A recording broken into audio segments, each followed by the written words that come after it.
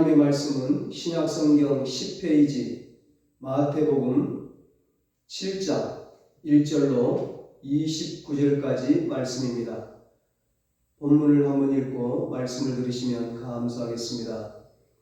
이 시간 예배드리는 여러분에게 하나님께서 영과 육의 풍성한 열매를 거두게 하시기를 주님의 이름으로 축복합니다.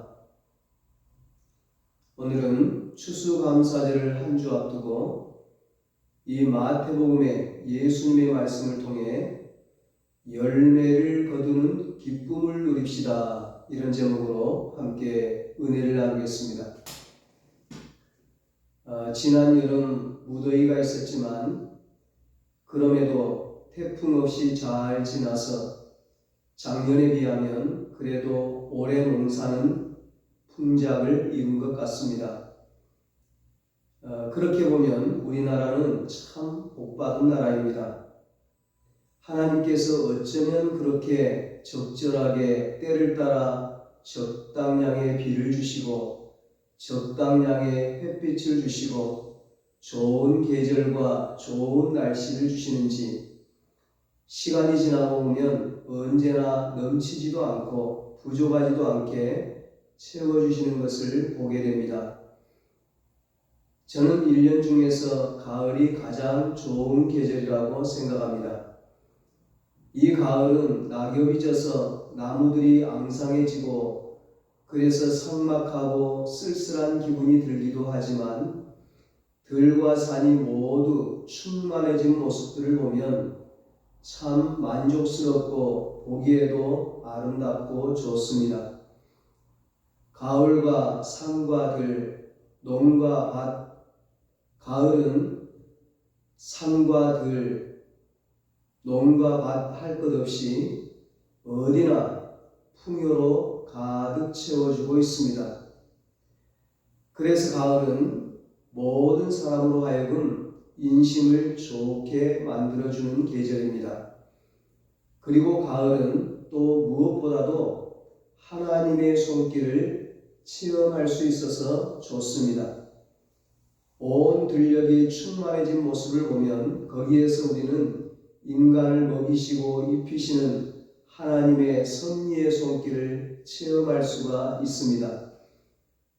자연이라 하지만 그 식물들은 모두 저절로 자라서 열매를 맺은 것이 아닙니다. 거기에는 적당량의 비와 햇빛과 바람과 기온이 배합되어서 땅이 싹을 내고 키워서 저마다 고유한 열매들을 맺어준 것입니다. 그것은 모두 하나님의 섭리의 손길로 이루어지는 것들입니다. 그렇기 때문에 가을은 하나님의 섭리를 체험할 수 있는 계절인 동시에 모든 사람들에게 기쁨을 주고 풍성한 마음을 주는 충만하고 소망적인 계절인 것입니다. 오늘 읽은 본문 16절 이하에 보면 나무는 그 열매로서 알 수 있다고 했습니다. 열매를 보면 그 나무의 실력을 알 수 있고 그 나무의 신실성을 알 수 있고 그 나무의 질을 알 수 있다고 했습니다. 열매를 보면 그 나무가 어떤 나무인지를 쉽게 알 수 있습니다. 그래서 나무는 열매로서 그 나무의 값어치를 알 수 있습니다. 평소에 보잘것없던 나무들도 가을이 되면 과연 그 나무가 보잘것없는 나무인지 아닌지를 알 수 있습니다. 그 나무의 값어치는 열매를 보면 알 수 있습니다. 평소에는 무성한 무화과 나무와 같이 품체도 있고 모양도 좋은 나무일지라도 가을이 되면 그 나무가 진정 좋은 나무인지 아닌지를 금방 알 수가 있습니다. 그래서 모든 나무는 가을에 가서 맺는 그 열매로서 값을 인정받게 됩니다. 나무든 식물이든 좋은 열매를 맺어서 충만해진 모습을 보면 우리는 거기서 많은 교훈을 받게 됩니다. 그것이 비록 식물이지만 그 모습을 바라보는 사람들에게 무언의 교훈을 줍니다. 그래서 가을은 사람들에게 여러 가지의 교훈을 주는 계절입니다. 어떤 교훈을 줄까요? 첫째는 겸손한 자세입니다. 식물들은 열매가 익으면 모두 말없이 고개를 숙입니다. 이것은 약속이라 한 듯이 한결같습니다. 왜냐하면 열매가 익었기 때문입니다. 내실이 가득 찼기 때문입니다. 인위적이거나 사람들에게 보이기 위해서 고개를 숙이는 것이 아닙니다. 모든 식물들은 열매가 익으면 말없이 저절로 고개를 숙입니다. 이것이 식물이 인간에게 주는 교훈입니다. 그런데 식물이라고 해서 다 그런 것은 아닙니다. 빈 껍데기는 그렇지 않습니다. 여물지 않은 열매도 그렇지 않습니다. 익은 열매들만 고개를 숙입니다. 속이 꽉 차 있는 열매들만 고개를 숙입니다. 여러분, 벼들이 잘 익은 들녘을 가보십시오. 벼들이 여물어서 다소곳이 고개를 숙이고 서 있는 모습을 보면 얼마나 아름다운지 모릅니다. 그런 아름다운 모습은 동물에게서도 찾아볼 수 있습니다. 제가 어렸을 때 저희 집에 소를 한 마리 키웠는데 그 소가 새끼를 베서 배가 부른 모습이 그렇게 예쁘게 보였습니다. 저 엄마 소 뱃속에서 어떤 송아지가 태어날까? 암송아지가 태어날까? 수송아지가 태어날까? 기대가 되는 겁니다. 그것은 사람도 마찬가지입니다. 저는 여성의 아름다움 가운데서 가장 아름다운 모습은 아이를 잉태한 모습이라고 생각합니다. 왜냐하면 생명의 열매를 잉태했기 때문입니다. 이렇게 사람이든 식물이든 동물이든 열매를 맺는다는 것은 아름다운 일입니다. 어떤 유행가 가사에는 늙는 것을 익어간다고 표현하더라고요. 사람이 나이를 먹고 늙어가는 것이 결코 추한 것이 아닙니다. 머리가 휘어지고 주름살이 들어가는 것이 부끄러운 것이 아닙니다. 인생이 성숙함과 함께 고상하게 변해가고 익어가는 모습은 너무나 아름다운 것입니다. 지금 한창 피어오르는 청소년들, 젊은이들을 보면 싱싱하고 건강미가 있어서 보기에는 좋지만 거기에는 성숙미가 없습니다. 금방 뜨거웠다가 금방 식었다가 종잡을 수가 없습니다. 인간의 성숙미는 노년의 삶에서 찾을 수 있습니다. 우리 교회 어르신들을 한번 보세요. 얼마나 아름답습니까?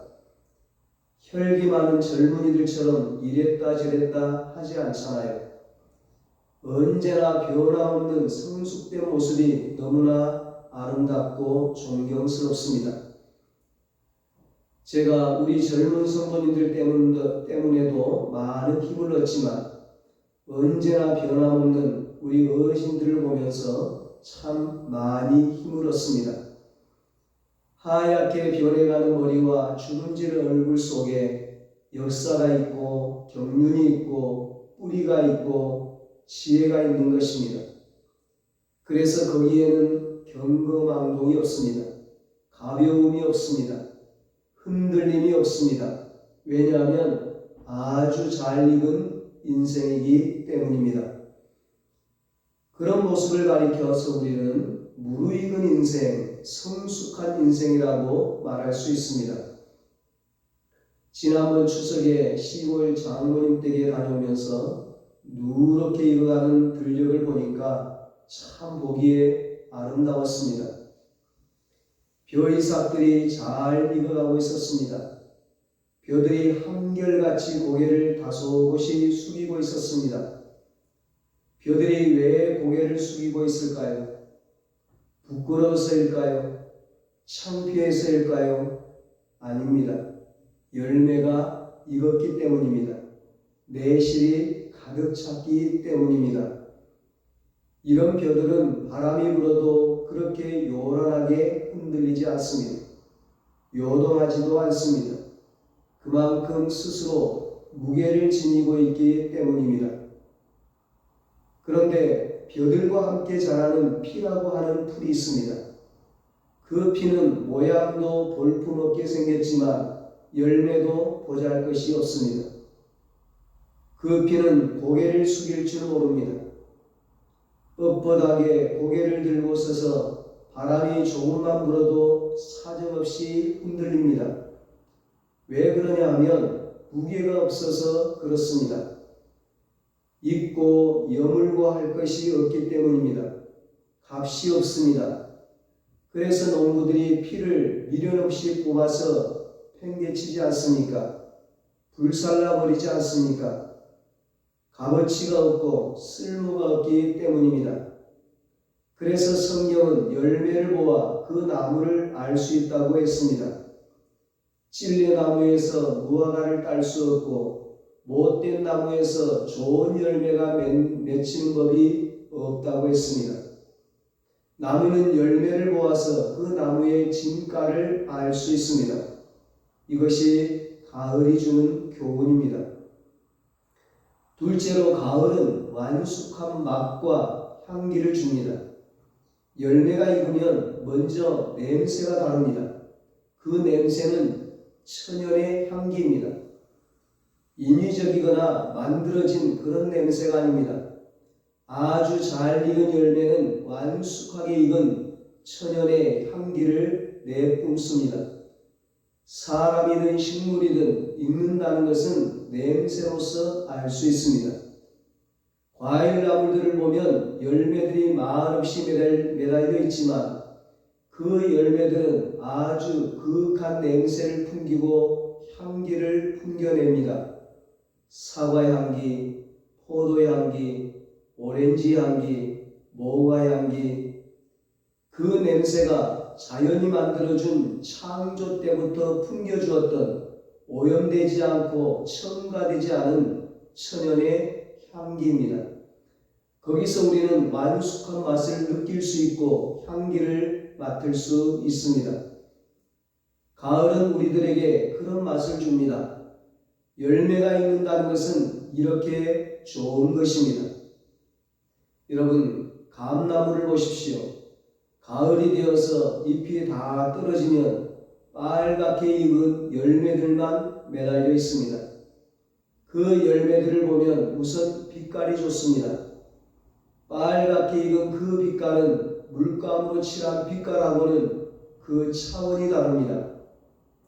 그리고 푹 익은 그 모습에서 풍겨나는 냄새와 맛은 얼마나 상큼합니까? 그 감이 설 익었을 때는 떫고 써서 먹을 수가 없지만 다 익어서 홍시가 된 후에 먹어보면 그 맛이 일품입니다. 사람도 이렇게 완숙해지면 그 모습에서 이와 같은 푹 익은 맛과 그윽한 향기가 풍겨납니다. 사람이 인격적으로 푹 익으면 그 인격에서 그런 향기가 나옵니다. 사람이 또 신앙으로 푹 익으면 그 사람에게서 신앙이 주는 맛과 향기가 나옵니다. 우리는 그런 사람들에게서 진정한 인간의 모습을 보게 되고 건강하고 아름다운 신앙의 모습을 보게 됩니다. 저는 우리 성도들이 주님께서 맡겨주신 일들을 기쁨으로 감당하는 것을 보면서 감동할 때가 많습니다. 자기가 가지고 있는 달란트를 그렇게 소중히 생각하고 그 달란트가 하나님을 위해서 사용되는 것을 그렇게 기뻐할 줄 안다는 것은 그만큼 그의 신앙이 익었다는 증거입니다. 그리고 그 일을 그렇게 즐거워할 줄 안다는 것은 그만큼 사람이 향기롭다는 말입니다. 하나님이 주신 달란트를 상품화하고 매사를 돈으로 연관지으며 살아가는 요즘 사람들에게서 이런 기쁨과 향기가 나타나겠습니까? 그래서 성경을 보면 사람이나 식물이나 동물이나 그 열매로서 그 나무를 알 수 있다고 했습니다. 열매는 그 사람의 인격을 말해주고 그 사람의 실력을 말해줍니다. 가을은 우리들에게 이런 교훈을 줍니다. 말 없는 식물들이 맺는 열매들은 이와 같은 아름다운 모습을 인간들에게 보여줍니다.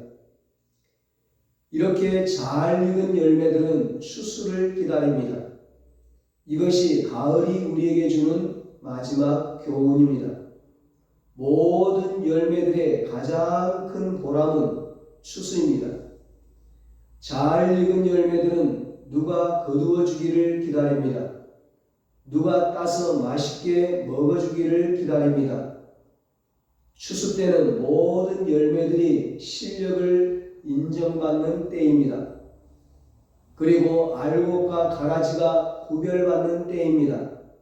이것이 열매가 지니는 가장 큰 보람입니다.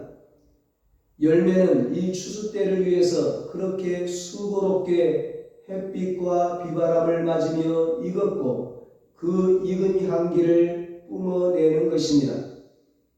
이것은 사람도 마찬가지입니다. 사람도 성숙하게 되면 보람이라는 것을 위해서 살아갑니다.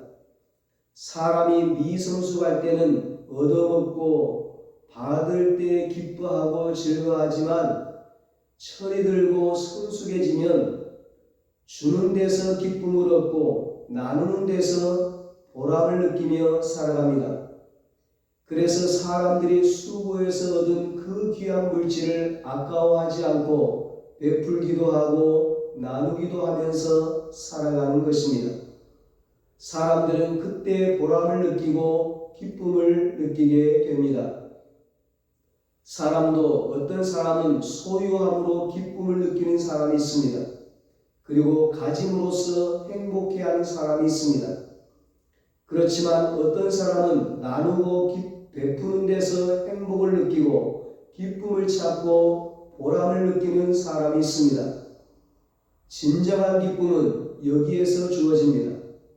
소유의 기쁨은 잠시 잠깐이지만 베푸는 기쁨은 영원한 것입니다. 식물이든 사람이든 성숙한다는 것은 이렇게 아름다운 것입니다. 다 익어서 고개를 숙인 모든 곡식들은 한결같이 주인이 와서 추수해 주기를 고대합니다. 다 익은 자신들을 거두어 주기를 기대합니다. 이것이 식물이 그토록 물을 먹고 햇빛을 받고 비바람을 맞아가며 자신을 잊게 하고 성숙시킨 목적입니다. 그래서 가을은 인간 세상에 가장 소중한 교훈을 주는 계절입니다. 농부들에게 있어서 기쁨 가운데 가장 큰 기쁨은 이렇게 거두는 기쁨일 것입니다. 가을에 가서 거두는 그 기쁨 때문에 그토록 어려운 일들을 마다하지 않고 땀을 흘리고 일을 합니다.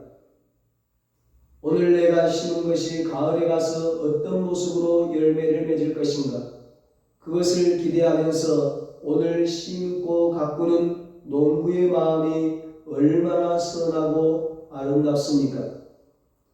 농부들이 그렇게 심고 가꾸면 하늘은 가을에 가서 농부들이 수고한 만큼 어김없이 보상을 해줍니다. 그래서 가을은 결실한 식물들이 기뻐하는 계절이고 또한 심고 가꾼 사람들에게 기쁨을 주는 계절입니다. 또한 가을은 봄과 여름에 수고롭게 땀 흘려 심고 가꾼 농부들에게 정직하게 보상해주고 심은 만큼 결실을 안겨주는 보상의 계절입니다. 그래서 옛말에도 콩 심은 데 콩 나고 팥 심은 데 팥 난다고 했습니다. 성경에도 눈물을 흘리며 씨를 뿌리는 자는 기쁨으로 거두리로다. 울며 씨를 뿌리러 나가는 자는 반드시 기쁨으로 그 곡식단을 가지고 돌아오리라고 말씀했습니다. 갈라디아서 6장 9절에 우리가 선을 행하되 낙심하지 말지니 포기하지 아니하면 때가 이름에 거두리라고 말씀합니다. 인생에는 하나의 인과 응보의 법칙이 지배를 하고 있다는 것입니다. 원인에는 반드시 결과가 있습니다. 노력의 씨를 뿌리면 반드시 행복의 열매가 열리도록 되어 있습니다. 수고의 씨를 뿌리면 반드시 기쁨의 열매가 맺히도록 되어 있습니다. 사람이 세상에서 타락하고 게으르면 결코 행복의 꽃이 피어나지 않습니다. 그래서 가을은 우리에게 많은 교훈을 주는 계절입니다. 가을은 심은 사람만이 기쁨으로 거두는 축복이 있다는 것을 보여주는 계절입니다. 그리고 노력한 사람만이 보람을 맛볼 수 있다는 것을 보여주는 계절입니다. 또한 가을은 좋은 열매 맺는 나무만이 그 존재와 값을 인정받는 계절이기도 합니다. 반면에 가을은 열매 없는 나무들은 심판받는 계절입니다. 그리고 보잘것없는 열매를 맺은 나무들은 한없이 부끄러움을 당하는 계절입니다. 그래서 성경은 모든 나무는 열매로서 알 수 있다고 했습니다. 이렇듯 가을은 철저하게도 인과 보응을 받는 계절입니다. 가을은 결실의 계절이고 풍요의 계절이지만 아무나 결실하고 풍요로운 것이 아닙니다. 심고 땀 흘리고 수고한 사람에게는 풍요로운 결실이기도 하지만 그렇지 못한 자에게는 심판의 계절이기도 한 것입니다. 하나님은 내가 일한 대로, 충성한 대로, 땀 흘린 대로, 봉사한 대로, 시간 들인 대로, 재능 들인 대로 일일이 갚아주시겠다고 약속하였습니다. 요한계시록 20장 12절에 주님께서 우리에게 상 주시러 속히 오신다고 했습니다. 보라, 내가 속히 오리니 내가 줄 상이 내게 있어 각 사람에게 그가 행한 대로 갚아주리라. 아멘. 히브리서 11장의 믿음의 조상들은 이 상을 바라보면서 흔들림 없이 믿음의 경주를 다했습니다. 상 주시는 하나님을 바라보며 어떤 핍박과 시련과 시험과 고난도 다 이겨냈습니다. 조롱과 채찍질 당하는 것도, 심한 고문을 받는 것도, 감옥에 갇히는 것도, 돌로 치는 것도, 톱에 몸이 잘리는 것도, 칼로 목베임을 당하는 것도, 그래서 마침내 승리의 영광을 누리게 되었습니다. 하늘의 상을 받아 영원한 영광을 누리게 되었습니다. 그렇습니다. 우리 하나님은 상 주시는 하나님이십니다. 하나님 나라를 위해 충성한 자에게 반드시 보상하시는 하나님이십니다. 그래서 하나님은 언제나 상을 준비해 놓고 계십니다. 예수님이 다시 오실 때에는 주실 상이 있다고 하셨습니다. 그리고 그가 행한 대로 갚아주시겠다고 했습니다. 고린도전서 15장 58절에 말씀합니다. 그러므로 사랑하는 내 형제들아, 견실하며 흔들리지 말고 항상 주의 일에 더욱 힘쓰는 자들이 되라. 이는 너희 수고가 주 안에서 헛되지 않은 줄 알미라. 아멘. 주님을 위해 수고한 것은 결코 헛되지 않습니다. 반드시 주님께서 갚아주시기 때문입니다. 하나님은 행한 대로 갚아주시고 일한 대로 갚아주시고 심은 대로 거두게 하십니다. 하나님을 위해 일하고 수고하면 반드시 가정과 자손들에게 되돌아옵니다. 신앙의 열매, 믿음의 열매, 헌신의 열매를 나와 내 자녀와 내 후손들을 통해 반드시 거두게 하십니다. 하늘의 천국에서 영원한 상으로, 영원한 면류관으로 거두게 하십니다. 추수감사절을 맞이하여 이런 축복의 열매들을 풍성하게 거두는 우리 은성교회 모든 가족들이 되시기를 예수님의 이름으로 축원합니다. 기도하겠습니다. 하나님 아버지, 가을을 통해 우리에게 하나님의 교훈을 깨닫게 하시니 감사합니다. 가을은 겸손의 계절이라고 했습니다. 열매를 거두는 계절이라고 했습니다. 하나님 앞에 수고하고 헌신하고 충성하고 눈물을 흘리며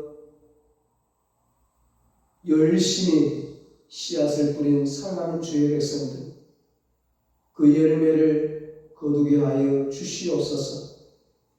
신앙의 열매, 믿음의 열매, 헌신의 열매, 기도의 열매를 풍성히 거두게 하여 주시옵소서.